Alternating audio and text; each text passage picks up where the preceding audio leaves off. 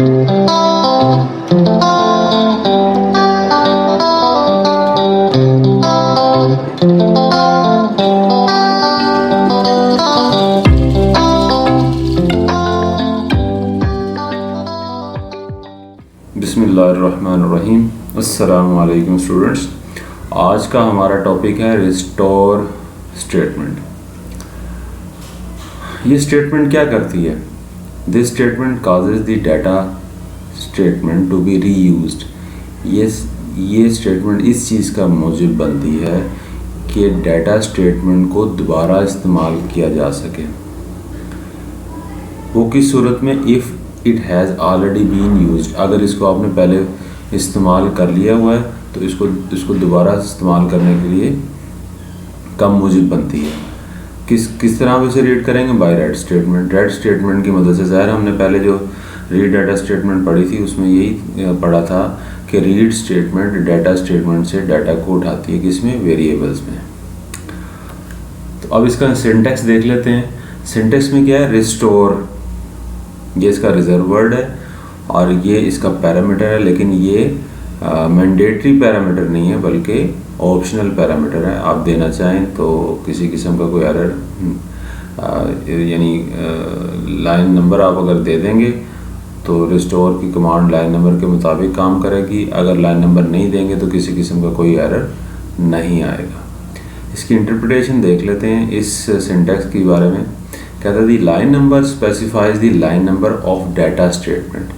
यानी रिस्टोर का मतलब ये है कि ये कौन सी डाटा स्टेटमेंट को आप यूज़ करना चाहते हैं, यानी किस लाइन नंबर पे वो डाटा स्टेटमेंट पड़ी हुई है। अगर लाइन नंबर देते हैं तो which has to be read again, यानी जिसको दोबारा आपने पढ़ना है। यानी जैसे यहाँ इस एग्जांपल में देखें कि ये दो डाटा स्टेटमेंट्स पड़ी हुई हैं तो ये पहले पढ़ी जा चुकी है। अगर मैं इसका लाइन नंबर इसका लाइन नंबर दे दूंगा तो ये वाली ये दोनों पढ़ी जा चुकी हैं फॉर एग्जांपल। तो आप एक दफ़ा फिर पढ़ना चाह रहे हैं तो इस लाइन नंबर को पढ़ना चाह रहे हैं, इस लाइन नंबर को पढ़ना चाह रहे हैं, ठीक है। लेकिन अगर आपने लाइन नंबर नहीं दिया तो फिर देखें क्या कहता है। कहता है we can omit the line number, यानी इसको लाइन नंबर को हम तर्क कर सकते हैं। हम ना देना चाहें तो नहीं भी दे सकते, ठीक है।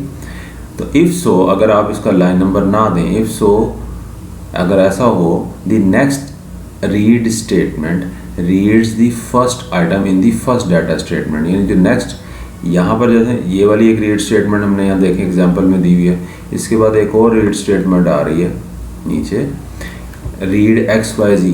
तो इस रीड वाली ये जो रीड XYZ स्टेटमेंट है तो वो रिस्टोर से क्या होगा, इसको पहली वाली रीड स्टेटमेंट ने ये वाली डाटा स्टेटमेंट को पढ़ा, दूसरी रीड स्टेटमेंट फिर इसी डाटा स्टेटमेंट को पढ़ लेगी उस रिस्टोर कमांड के इस्तेमाल होने की वजह से।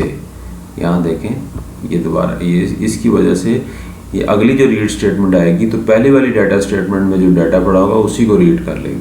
अभी हम एग्जाम्पल करके भी देखते हैं तो आपको आसानी हो जाएगी उसको समझने में,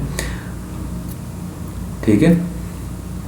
If so, the next read statement reads the first item। First item जो उसमें डाटा में जो पहला आइटम होगा, यानी जो वो पहला जो भी कंटेंट होंगे कोई कांस्टेंट होगा उसको पढ़ लेगा किसमें? फर्स्ट डाटा स्टेटमेंट में, जो पहली डाटा स्टेटमेंट है।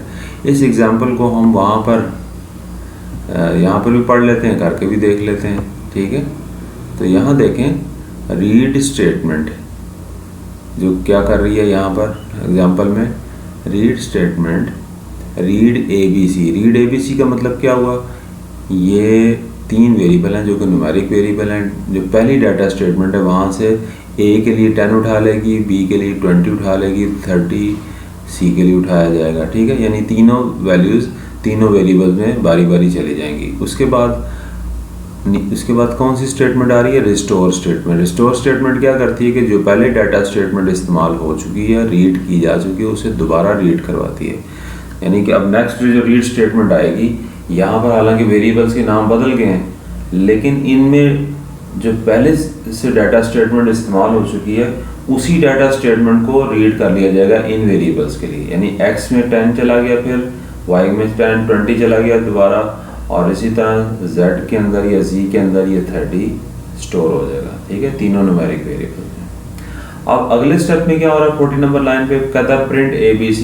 जो पहली रीड स्टेटमेंट ने ABC की वैल्यूज उठाई थी वो कौन सी उठाई थी, ये इसी पहली वाली डाटा स्टेटमेंट से 10 20 30, यानी पहली ABC में क्या पड़ा हुआ है, A में 10, B में 20 और C में 30 पड़ा हुआ। तो प्रिंट क्या हो जाएगा, ये देखें यहाँ पर जब हमने इस प्रोग्राम को रन किया तो इस लाइन, ये लाइन जब एग्जीक्यूट हुई प्रिंट ABC, तो ABC में चूंकि 10 20 30 पड़ा हुआ था, देखें 10 20 30 कोमा क्या करता है 40 स्पेसेस दे देता है, तो 14 स्पेसेस के बाद ये प्रिंट हो गया।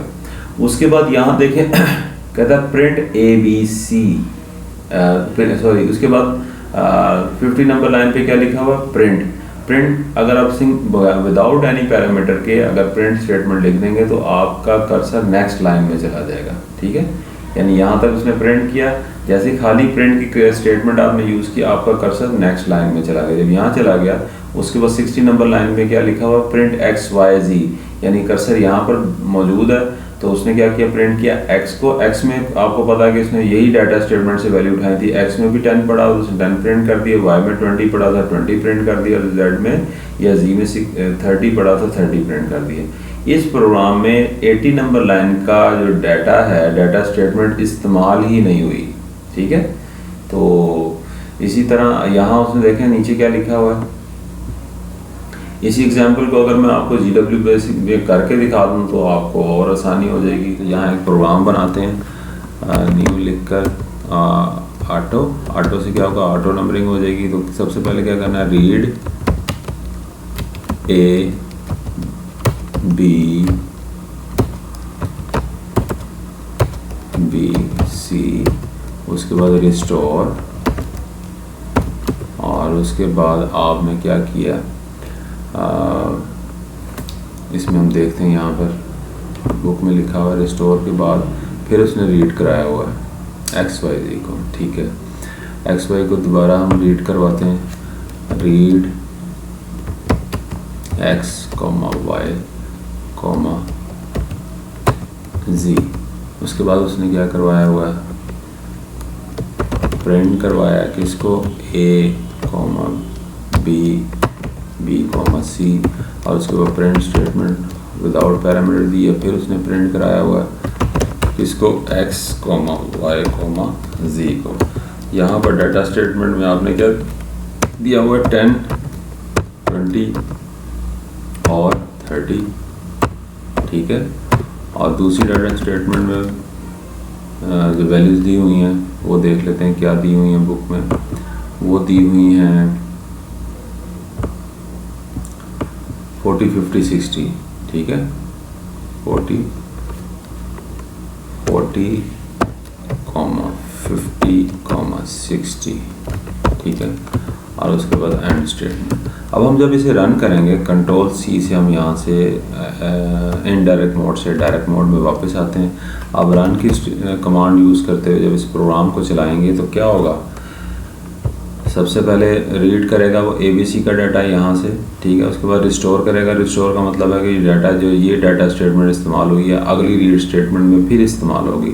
तो रीड XYZ में यही पहली डाटा स्टेटमेंट की वैल्यूज़ को दोबारा XYZ में उठा लिया जाएगा, यानी X वेरिएबल में 10 चला जाएगा, Y में 20, Z में 30। जैसे A में 20 10, B में 20, C में 30 गया था। अब इसका मतलब क्या हुआ कि ABC में भी वही सेम डाटा पड़ा हुआ है और XYZ में भी सेम डाटा पड़ा हुआ है। जब रन करेंगे तो पहले इसको प्रिंट, देखें रन करेंगे तो ये तो काम करती है। प्रिंट स्टेटमेंट क्या करेगी, प्रिंट करवाएगी ABC को, और उसके बाद ये वाली की एंटर की प्रेस करेगी, यानी ये खाली आपका कर्सर नेक्स्ट लाइन पे सेंड करने के लिए विदाउट प्रिंटिंग एनीथिंग, प्रिंट खाली स्टेटमेंट हम यूज़ करते हैं विदाउट एनी पैरामीटर। इसके बाद प्रिंट XYZ क्या करेगा, अब इसके अंदर जो वैल्यूज़ पड़ी हुई हैं XYZ में जो हमने वेरिएबल में उठाई थी, जो हमें पता है कि 10 20 30 उसको प्रिंट कर देगा। हम एंटर करते हैं, रन के बाद देखें इसने 10 20 30 इस प्रिंट स्टेटमेंट से पेश किया और प्रिंट स्टेटमेंट से कर्सर आपका यहाँ पर आया, फिर इस प्रिंट स्टेटमेंट से XYZ उसने प्रिंट कर दिया।